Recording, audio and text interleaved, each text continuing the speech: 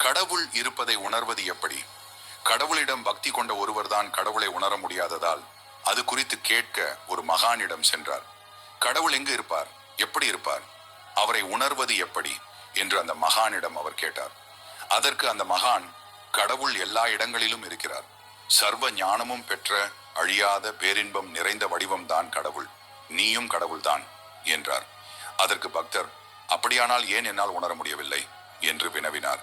அதற்கு அந்த மகான் மிக அழகாக, உன் எண்ணங்களில் அவர் இருக்கிறார், ஆனால் உன் எண்ணம் உலகத்தில் நடக்கும் விஷயங்களில் சூழ்ந்திருப்பதால் அவரை உணர முடியவில்லை என்று பதிலளித்தார். இப்படி பல வழிகளில் அந்த மகான் உண்மையை புரிய வைக்க முயன்றார். ஆனால் அந்த பக்தரோ அதை புரிந்து கொள்ள முடியாமல் தவித்தார். இறுதியாக அந்த பக்தரை ஹரித்வாருக்கு செல்லும்படி அந்த மகான் கூறினார்.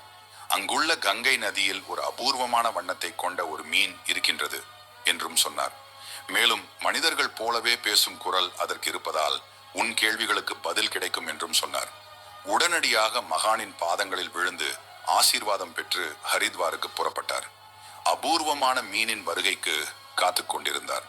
அந்த சமயம், கடவுள் எங்கு இருக்கிறார், எப்படி அவரை உணர முடியும் என்ற கேள்விகளை கேட்டுக்கொண்டே உட்கார்ந்திருந்தார்.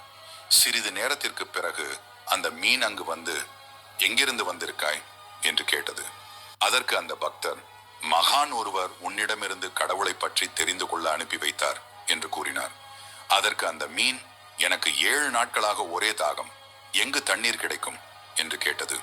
அதற்கு பக்தர், பைத்தியக்கார மீனே, வலது இடது மேலே கீழே என்று எல்லா பக்கங்களிலும் தண்ணீர் தானே என்று பதிலளித்தார். உடனே மீன் கொஞ்சம் கடுமையாக, நீ தேடிக்கொண்டிருக்கும் கடவுளும் அப்படிதான், எல்லா பக்கங்களிலும் இருக்கிறார் என்று மிக அழகாக கூறலாயிற்று.